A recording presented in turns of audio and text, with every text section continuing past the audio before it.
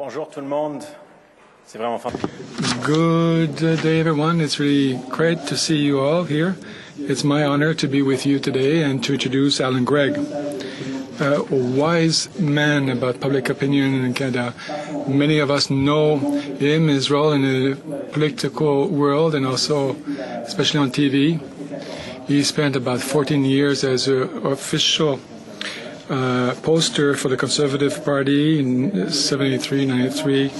But I know him mainly by his role on his CBC as a speaking head, if you wish, and someone who can motivate us by his knowledge of Canadian public opinion. That many of us know Allan Gregg. Certainly I first got to know him that way, waiting for his insights on Thursday nights. Certainly something that we all eagerly awaited when the next election was on its way. Obviously there we've gotten to know his insights and his knowledge for Canadian public opinion. He's always impressed us with his knowledge of that. We know also that he's a researcher with great experience and great knowledge of Canadians in all stripes and colors. He's obviously one of Canada's most recognized and respected research professionals and social commentators. He's a pioneer in public opinion, research, public affairs, and communications, all things that our sector needs to be paying attention to, all things that we can do better. We know that we can better communicate with our donors. We know that we can better communicate with those that we serve, and so it's important for us to understand them well. Allan Gregg has also had an extremely diverse experience throughout his career. He has worked on various things from hosting a talk show on TVO, documentary television. He's also done recordings for Canadian artists, including the Tragically Hip. He's helped found YTV, the Young Television. He's been chairman of the Toronto International Film Festival for 4 years. He's also chair of the Walrus Foundation. And that's only, some of the many things that he's done. In our sector, it's really important to note the long history of volunteerism that Allan Gregg has. Certainly he's had an important role, and he's volunteered with the United Way in various capacities with the Salvation Army.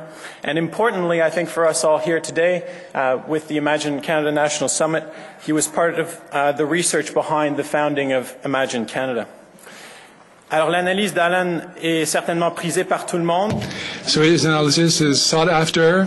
Our field evolves, our public changes. We have to be aware of this evolution and these changes. In my field, in the humanitarian field, when there's a major crisis across the world, we have to motivate Canadians to give quickly. So we have to know how they can be motivated, how they can give, and the evolution of their needs in terms of accountability and transparency. So Canadians' needs and requests evolve, and our ways to respond to those needs and requests must evolve.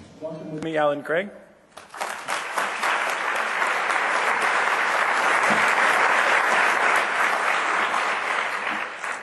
Thank you very much, Nicholas. I couldn't help but note, however, among those many kind words that you offered, that the fact that I appeared on television was mentioned very prominently there. And I re-raise this not out of vanity, but as someone who by temperament and talent is really nothing other than a lowly researcher. I'm fascinated by television. I'm fascinated by how it works, but I'm really fascinated by the impact it has on the audience. There's no question it's a very powerful medium. It has the ability to create this almost instant sense of intimacy and familiarity. I'm constantly struck at how comfortable people seem to be coming up to me, greeting me, engaging me in conversation. Sometimes they write me long letters explaining their points of view on various issues or how they agree or disagree with something that I might have said. But once you get past that first giddy blush that you're part of something that's very powerful, the next conclusion you come to very rapidly is it's a medium that's inherently superficial. I have on TVO what I'd like to think is probably the most high-minded talk show on television. For half an hour, I get to sit down with some of the best thinkers in the world and have a relatively unfettered conversation. But how this comes off came back to me a number of years ago when I received a letter, and it said, "Dear Mr. Gregg, I'm writing you with regard to a recent conversation you had with evolutionary paleontologist Stephen Jay Gould concerning his theory of disequilibrium in the Jurassic period. My question for you is this. What's with your hair?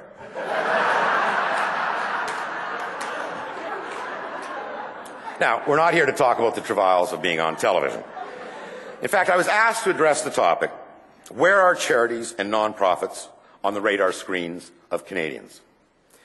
Now, I don't want to be a downer, and I haven't done actually any research on that question per se, but I'm fairly safe to guess that save the people in this room, virtually no one woke up this morning and said, geez, wonder what the hell's going on in the not-for-profit sector today. So, perhaps the topic might be profitably reworked to how do you get on the radar screens of Canadians? And perhaps even before that, what are the consequences of not being on Canadians' radar screens? Many of you in this room already know the consequences of a public that fails to fully appreciate the contributions of the charitable sector and the unique challenges it faces. I don't think it is uncharitable to suggest that it wasn't malice, but it was ignorance at the root of Bill C-470 that would have made it that much harder to attract the best and brightest to do this important work. The lack of a compelling, inspiring, and widely understood narrative about the intersection between the generosity of the individual, the work of the not-for-profit organization, and the betterment of our communities is probably also at the heart of your stated goal here in need to find more diversified and sustainable forms of revenue. In fact, even for me, it was pretty grim reading going back to the conclusion of the 207th study on charitable giving prepared by Stats Canada and Imagine to find, and I quote, support to nonprofit and voluntary organizations is concentrated among a small minority of Canadians. The top 1/4 of donors, and you only have to have donated $314 in a year to be among the top 1/4, and those who volunteered at least 1 hour account for just 14% of the Canadian population, but contributed 59% of the total donations and 40% of total volunteer hours. Add to this, for me at least, the rather surprising fact that only 15% of the sector's revenue comes from actual donations. And it would be pretty tempting, I would think, if I was in your place, to just give up on public philanthropy and instead focus on leadership giving, sponsorship, special events, and other earned income activity. However, while it's probably right to discuss and develop strategies in all of those areas, I'm here to urge you to not give up on public giving. That's not to say that there aren't a number of formidable obstacles you're going to have to scale before you get to the on people's radar and create a more charitable Canada. Some of the challenges are inherent to the nature of charity and giving, and I want to talk about some of those. But others emerge from the changing face and mindset of Canadians itself. Look no further to what's happening with immigration in this country and its effect on charitable giving. In the 1970s, first half of the 1980s, Canada averaged about 75 to 85,000 Canadians each and every year. A significant number, but pales compared to today, where we average about 280,000, an increase of 2.5 times. And in fact, immigration is our single most important source of population growth. This government of Canada has a goal, a stated goal, of having average immigration 1% of our total population. That's 330,000 new Canadians every year. You do the math, every 3 years, that's 1 million new Canadians. 35% of Ontarians today are foreign-born. 33% of British Columbians are foreign-born. 49% of Torontonians are foreign-born. But not only is this number quantitatively different, it's qualitatively different. In the 1970s, about 85% of all immigrants came to Canada from essentially where they had always come from. Europe, white, Christian. Today, that source represents less than 15% of new Canadians, as over 80% come from Asia, West Indies, and the other third world developing countries. When you take that and put it aside, and then you look at what's been happening to charitable giving by new Canadians, you see a disturbing pattern. The 2007 study shows that first-generation immigrants make average donations that are only 62% of the non-immigrant population. But more alarming is that that percentage has been going down each and every decade since the 1970s. When I look at that, I can't help but link that trend to some of the important research Jeffrey Wrights is doing at the University of Toronto. Looking at his work, you probably have to conclude that charitable giving is going down among immigrants, not because of the source of immigration, as different as that is, but because of the changing and deteriorating immigrant experience in Canada over the last 3 decades. Rights research shows that first-generation Canadians earn only 68% of equally qualified second- and third-generation Canadians. Now, that's not all that new, because new Canadians traditionally have had some time before they fully integrated and participated with the rest of the host population. But what is new is his findings that also show that second-generation visible minority immigrants, these are parents who were born in Canada, are less likely to report a sense of belonging to Canada than their parents. They actually feel like they are going backwards.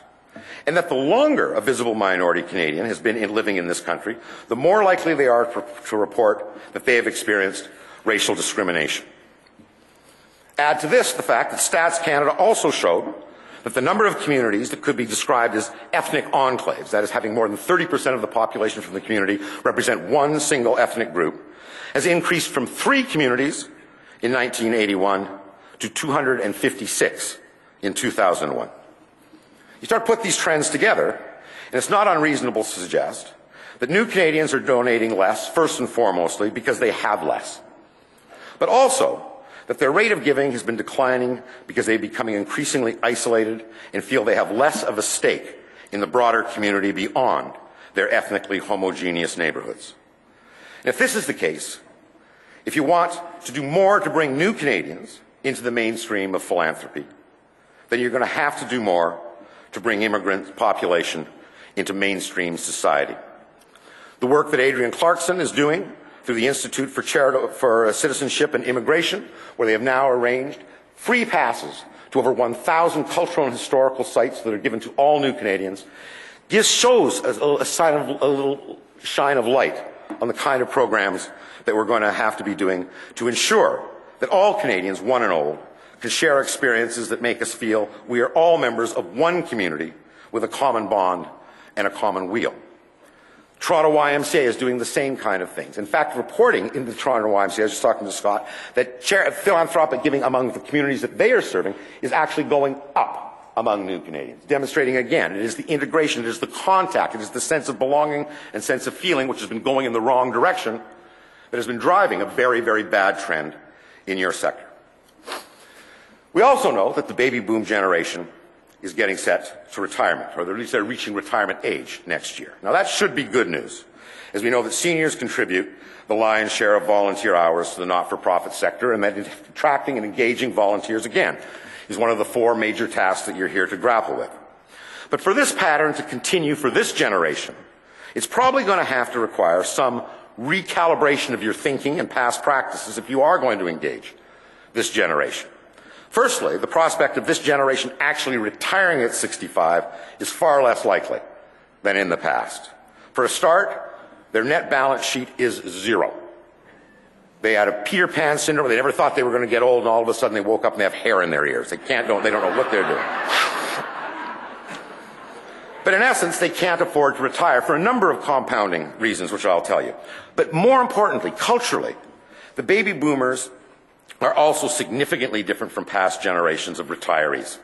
For their entire life, since they've been teenagers, they have been in the cultural and media spotlight, and they're not ready to go away. They still feel they're vital. They still feel that they should be at the center of attention. By dint of sheer numbers, they have also shifted all of our social iconography.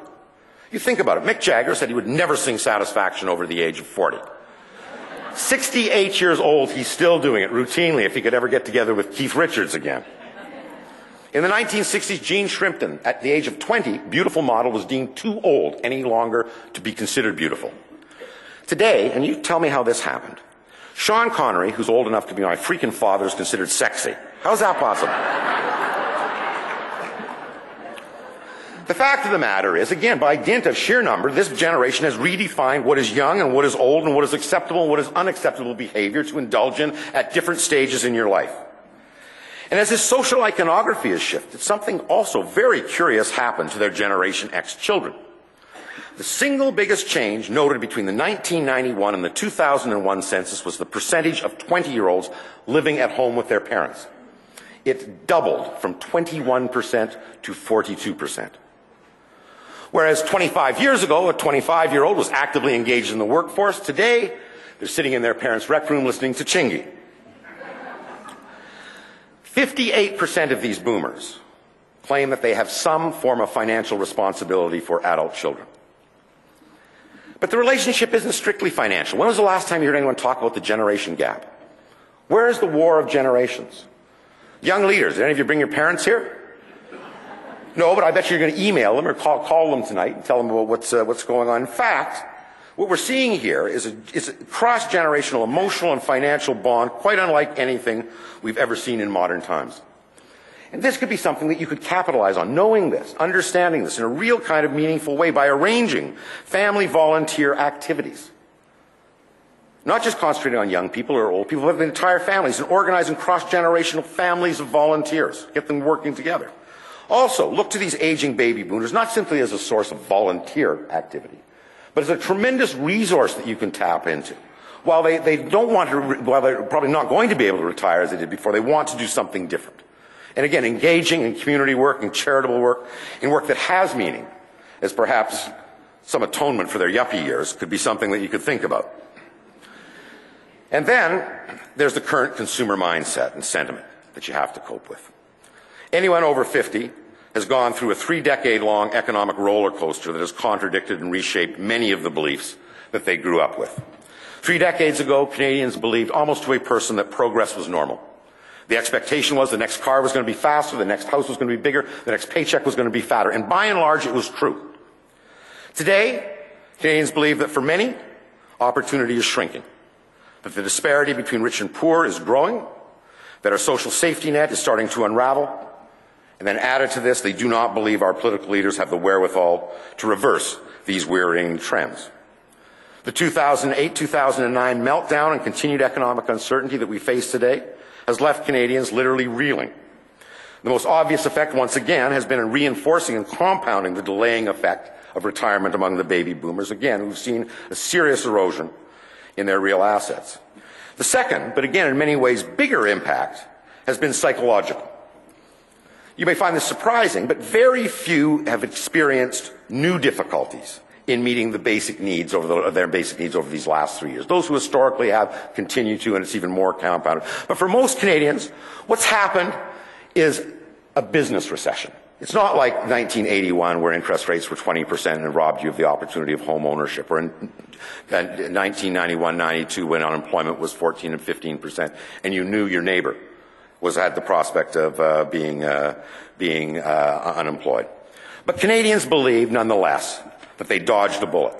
In fact, 44% of Canadians today claim that their attitudes towards investing, savings, and spending has changed permanently as a consequence of the economic events of the last few years. Today, what we see is a consumer who is significantly more discerning, wanting evidence before they act, way more risk-adverse, the emphasis being on capital preservation rather than capital growth, way more value-conscious, seeking out deals, bargains, and if need be, for the first time, prepared to do without than any other time that we've seen in the recent past. So you can see there's lots of things on Canadians' radars that might be crowding you out. And it's also not a very rosy picture if you're out there asking the average Canadian to freely give up their time and money.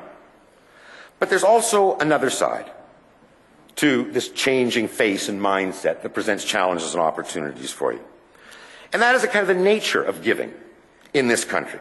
And I would submit that the nature of giving in this country is relatively, if not absolutely, unique.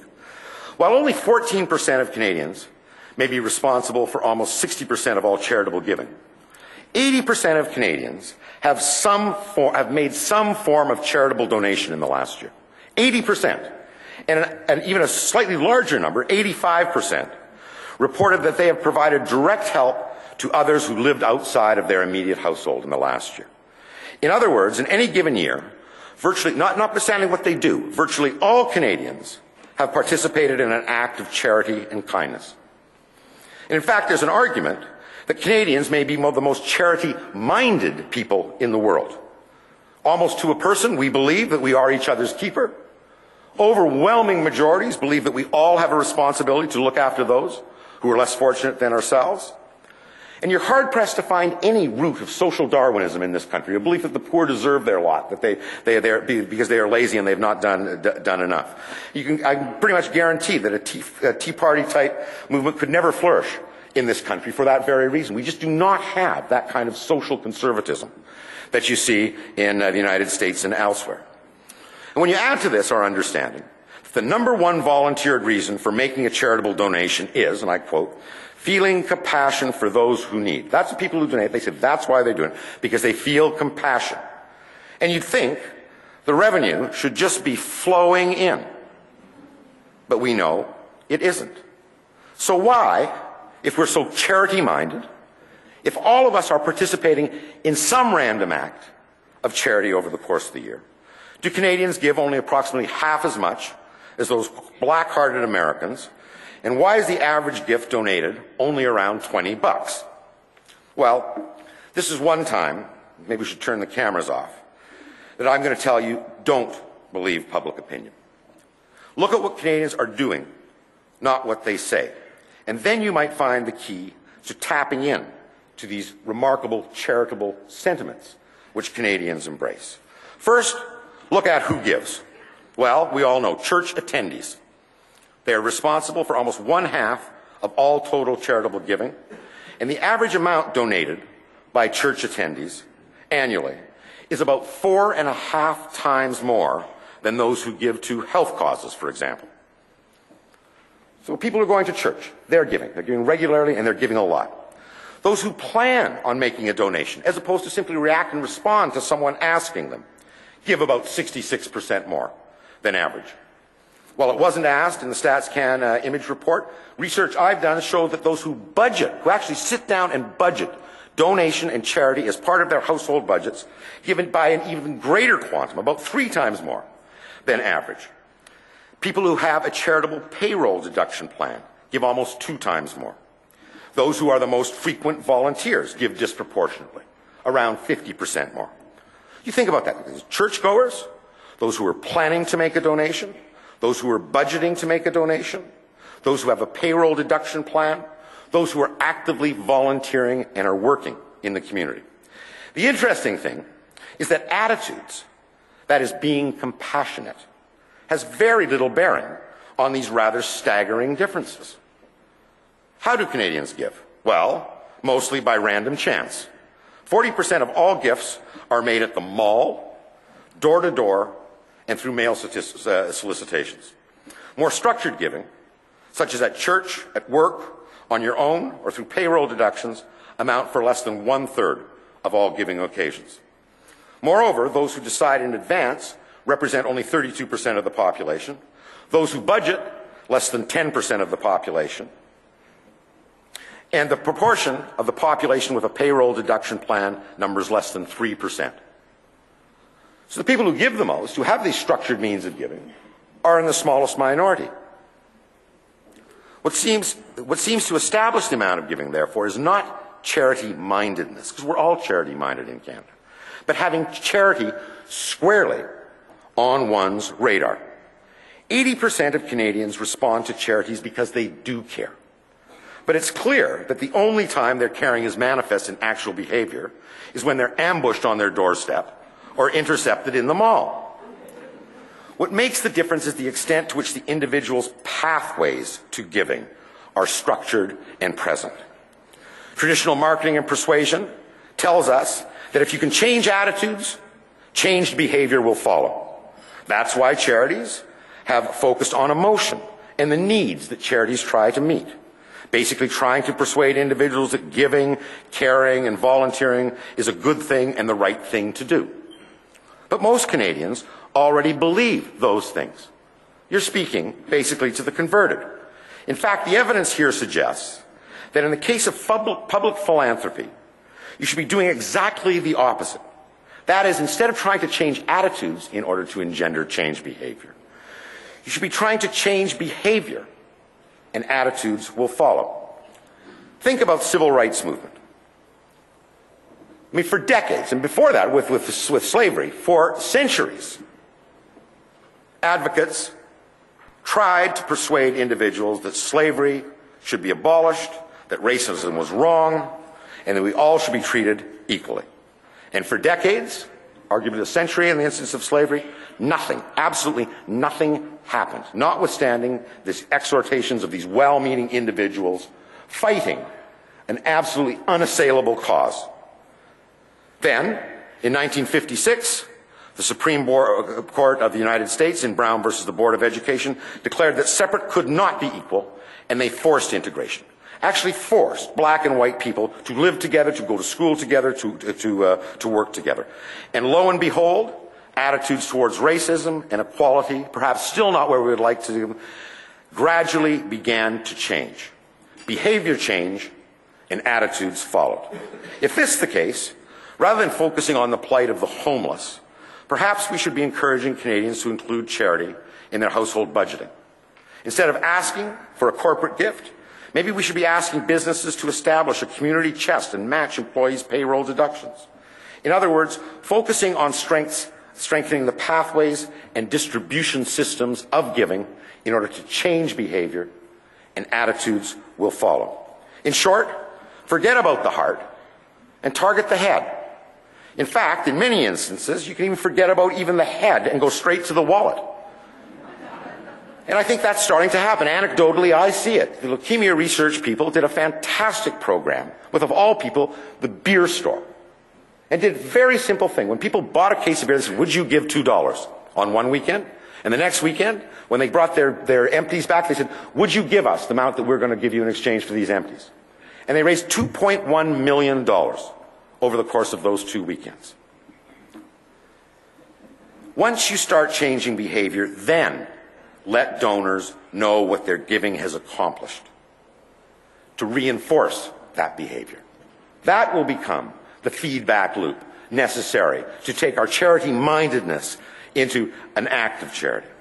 And that is also how you get on their radar, by being present, the same way giving is present in the church, the same way giving is present when you are making a budget on your kitchen table. And that's also your narrative, something you're looking for. Very simply, that you change people's lives and the communities where they live. Now, I know that's not an easy task, but I also know when I was growing up, they told me, when it is easy, they ask someone else to do it, don't they? Thank you very much.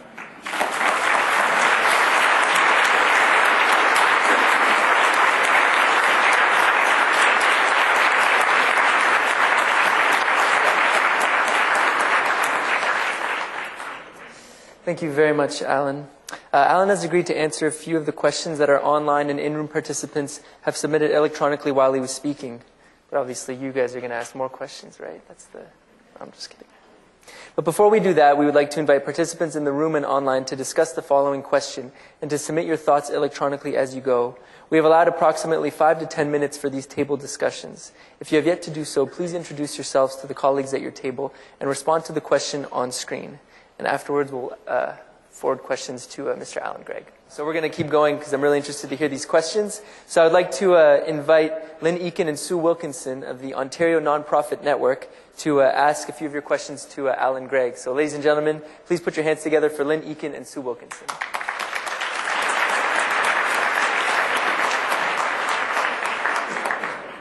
All right, good morning, everybody. Thank you, Allan. That was very enjoyable. So we have a series of questions for you, and I can promise there shall be no questions about your hair. The first question is an online question. If we focus on increasing donations from individuals and corporations, does this let government off the hook? And then what happens to the Canadian safety net? Well, I mean, that's very, and is the kind of the tar baby of charitable giving. But that said, I mean, governments are under huge financial constraints already. To assume that somehow, everything is going to be the way it was in the 60s or 70s is kind of naive. That said, I also think that we have, a political culture that's strong enough that governments are never going to get out of the social safety net business, because that is part of our culture. I mean, part of the dilemma we're having, for example, in the healthcare debate is that no one can get beyond the Canada Health Act, because people see that as such a unique part of our own self-identity, that we care about our health care and that it's equal access for everyone, and that's part of our own self-image. So I don't think that's a huge risk. I think, in fact, if you could bolster the image and the effectiveness of what's happening in the not-for-profit sector, I would submit that what you do is that you increase and strengthen your whip hand in dealing with government to ensure that they continue to do their job. Thank you. My turn. It took a lot of nerve to come up here. I'm one of those baby boomers. But I'm working with a Gen Xer, so it's all good. The next question is, we struggle in the charity sector with trying to keep issues of social justice and poverty on the radar screens of Canadians. How can we proactively bring attention and awareness to these critical issues? Well, I think by getting a stronger voice, for a start. And I find it quite unusual that, for example, a government of Canada could shut down collective bargaining before it even occurs, and there's not a whimper, that no one says anything about that. That a politician can stand up and say the reason that we have a financial problem is because we pay our prisoners too much. This is craziness. We hear all the time, and I don't hear the progressive voice out there anymore. I don't know whether it's fatigued or whether we're bereft of any kind of new exciting ideas to engage the public. But I do know, organizations like the Atkinson Foundation, for example, are sitting down and saying, we have to do something in this space. We have to give legitimacy to the progressive voice once again. So at the very, very least, when social justice, social equality is threatened, that someone rises up and says, this is wrong. This is not the Canadian way. And again, I really don't have a good answer to the question, other than I say I just don't hear it. Alex Himmelfarb gave a speech the other day at the Gardner Gardner Museum, which was incredibly well received, about why taxes are a good thing. You never hear. Taxes actually build libraries where people go and learn. Build hockey rinks where kids grow up and become members of their community. And so you're not hearing those arguments anymore. And I think those who believe those things have got to get a megaphone.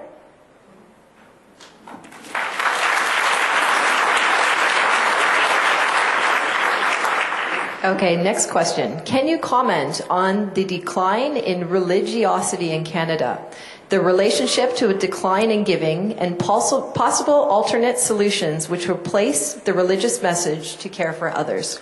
Well, I tried to make the case that if you strengthen the pathways and the distribution systems of giving, giving will go up. And that probably is the easiest and quickest way. There's no question. That said, and I think Greg Lyle, Innovative Research, came up with a piece of research just the other day that showed again the direct line relationship between trust in one's neighbors and other people and giving. And this just goes to all of the communitarian research that the Robert Putnams and the Bowling Alone guys and girls have been talking about, is that when we start losing faith in the collective good, in our ability to do good together and retreat into our rec rooms, we have a deficit of social capital. And when we have a deficit of social capital, you have less caring for your neighbors. Teenage pregnancies go up. Violence goes up. It's absolutely documentable, the whole thing. And so trust is at the foundation of generosity, of charity, of good feeling. The problem with the religious community is, again, they have kept their voice within the confines of the church and not taken it out into the street. I grew up in the United Church, and it still has an impact on the community because it's not afraid to take a position on nuclear power. It's not afraid to take a position on gays in the clergy. But again, you don't hear that much. Rather, you just hear liturgy and literalism in a population that is clearly not buying that guff from anybody, let alone their religious leaders. The last thing, and it relates to the question you asked just before, is that religion has been hijacked by the right. And, the foundation of the religion I grew up in is that we are each other's keeper, and that we should do unto others as we would have them do unto me. And again, I don't hear and see that kind of social gospel basis informing a lot of progressive thinking anymore. And instead we hear hell and damnation and how, you know, you're a bad person and you're going to go to hell unless you do a certain prescribed list of behaviors. Moving on to the next question. You talked about, this is online from Guelph, you talked about the importance of engaging immigrants and new Canadians. How can we do this effectively? Well, I mentioned, you know, both the Toronto Y, which has a program, and basically, you know, to new Canadians, come in and learn English. You know, come in, take a course in Canadian history. This program that Adrienne Clarkson has started is remarkable. It's growing like topsy. I mean, it started out, I think there was 200 cultural organizations that were giving free passes. It's up to 1,000 in literally just months. And this is an opportunity. This goes back to the communitarian research. You have to get people out of their communities into the public square, meeting one another so that we do not create the notion of the other. And that's what's happening. You know, a lot of people say, well, this is what's always happening. You know, the Italians moved into the Italian community and that they have Little Italy. Well, you know what? They did. But 3 generations from now, I can't tell whether you're Italian or Ukrainian. You know, I'll be able to tell whether you're Jamaican or Mandarin Chinese in 3 generations from now. Trust me. It's a huge difference, race. And we're seeing is the retreat of different racial ethnic groups into ghettos right now. I mean, if you are in Richmond, BC, you do not have to leave that neighborhood ever to get every service that you want, from religious to commercial. And, you know, I'll tell you that's the definition of racism. Racism is a young Muslim man who's never met a non-Muslim man, and vice versa. And so I think that's thing one, is that we have to force not assimilation, but contact. And again, all the research, I mean, Michael Adams did some great research among the Canadian Muslim community, and he showed that, you know, sense of belonging in Canada had a direct bearing onto the extent to which there was interaction with the non-Muslim community, and vice versa. I mean, I talked about Brown versus the Board of Education. That changed everything, because all of a sudden, you know, you had a black neighbor, and you went, boy, he's not shiftless and lazy. He's a really nice guy. But previously, you were allowed to harbor that kind of ignorant prejudice because your experience allowed you to, in your isolation. You could deal with things on a stereotypical basis, not on a real basis. And, you know, we pat ourselves on the back because we've done historically such a fantastic job in assimilating new Canadians that we're not looking at where the cracks are starting to form right now in a serious way, and we have to. Okay, thank you. How do we address the disconnect between what most Canadians think about crime and punishment, or climate change, or peacekeeping, or the role of government generally as compared to what government is willing to do? Well, in point of fact, I mean, what we've had is that, you know, government has, you know, lowered its performance to match the cynical expectations of a population that doesn't believe that government is an agent of good anymore. I mean, I did an interview with Naomi Klein, and regardless of what you think about her politics, she said something that literally rocked me on my heels. And I'd be interested in the young people in the leadership program here. I said, why is it your generation, who clearly is so plugged into the world and cares so much about the communities you live in, people who are in need elsewhere, why do you completely avoid politics, parties, and Parliament? And she said, well, I'll tell you. She said, my adult life, she's 35 years at the time, my adult life, I cannot think of one thing that government has done for which I am proud. And it kind of rocked me on my heels and said, holy mackerel. I mean, for my generation, you know, the government protected seniors by bringing in the Canada Pension Plan. You know, the government protected the sick by bringing in the Canada Health Act. The government protected the poor by bringing in Canada Assistance Plan. And on and on and on. The government was an agent that did things that were important, great acts of national enterprise. You know, now, I mean, I challenge anyone to point to a great act of national enterprise. Again, you talk about the new Canadian population. Historically, new Canadians were always asked to do something. They came for a purpose. You know, my relatives came to settle the West. They were the men in sheepskin coats that Clifford Sifton, you know, set out to in the early 1990s. And they moved to Winnipeg, and they moved to Edmonton, and they, you know, lived on farms and bared those hideous winters, but felt they were part of the country. And because this was an act of national enterprise. And I mean, I don't see it right now. And I think we've got a situation where In fact, the performance of government is probably lower than the expectations, because with the financial meltdown that we've seen, with acts of international terrorism, I mean, government doesn't look quite as useless as it did in 2000. And conversely, the business community doesn't look quite as efficient as it did a decade ago. What we haven't got is any new consensus around what is a vital and vibrant role for government today. People don't want it to do what it used to do, which was everything, basically. Not only broker the public good, provide the public good. But they certainly don't want it to do nothing anymore. And again, I think someone who came forward with a vital, exciting discussion on the role of government as a facilitator and catalyst for all elements of society could get a population that's quite engaged. I mean, I'd be really interested. You should ask this to your luncheon speaker, the mayor of Calgary. I mean, because he's doing remarkable stuff. And he's doing remarkable stuff because he is absolutely authentic. He tells the truth all the time. What you see is what you get. And he has got Calgarians really, really hyped.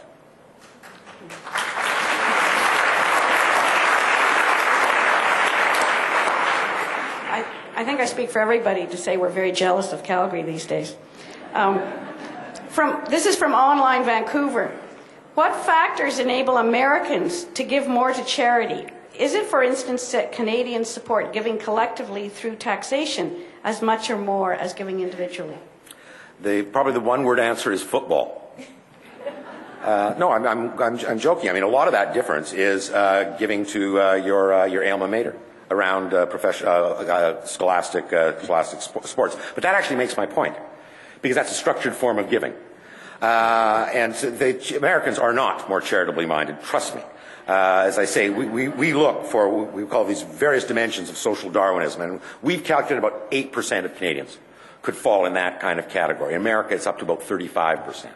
So Red Deer is more like Boston than it is Biloxi, trust me. You know, we don't have the equivalent of we'll just leave it at that.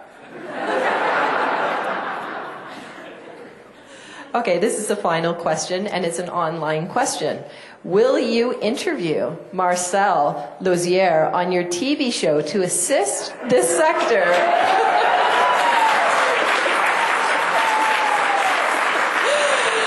to bring more public awareness to the impact we have on communities? And we're all looking for perhaps a one-word answer. 2 words, done deal.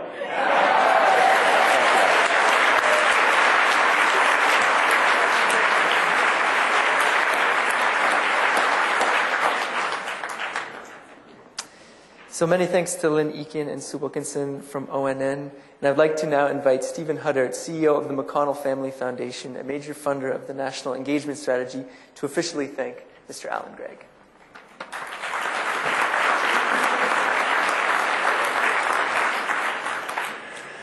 Bonjour tout le monde. Allan, thank you. Your remarks, as usual, have given us much to reflect upon, and as you continue to contribute to thoughtful discourse in Canadian public life, we particularly appreciate that you've taken the time today to volunteer to bring your thoughts and perspectives to our work. In our efforts to improve our capacity for cooperation and collaboration between ourselves and private and public sectors, we also have the responsibility to safeguard the trust and to encourage trust within the community, and especially immigrants. Is destiny that where and when we were born has an enormous impact on how we regard our role in public, in society, and towards each other. But also that we are a compassionate community, that we have enormous resources upon which to draw in reshaping our mission in face of the challenges that we face in our times. You spoke about intergenerational collaboration as an area that is still being explored, that we have to recover, and where we can nurture new ideas, understanding, collaboration, social capital, and so on in the service of our missions. And it's encouraging to see 100 young people here today taking part in this work, and I think something that all of us as organizational leaders have a responsibility to nurture. The idea of family volunteering is one that I think holds tremendous promise for us, an interesting area to explore. You've also reminded us or challenged us to start thinking about changing behavior as opposed to attitudes. And I think it starts with us. It starts with us changing our behavior as organizations, and that's really what this conference is about. This whole discourse of the past 2 years is how do we reposition this sector vis-a-vis the private sector, vis-a-vis government, and towards ourselves in order to accomplish the kind of impact, to generate the kind of results that we're here to serve. So, in conclusion, I want to thank you again, and au nom de tous. On behalf of the whole Assembly, we would like to thank you for your intelligence, your knowledge, and your perspective on our work. Thank you very much.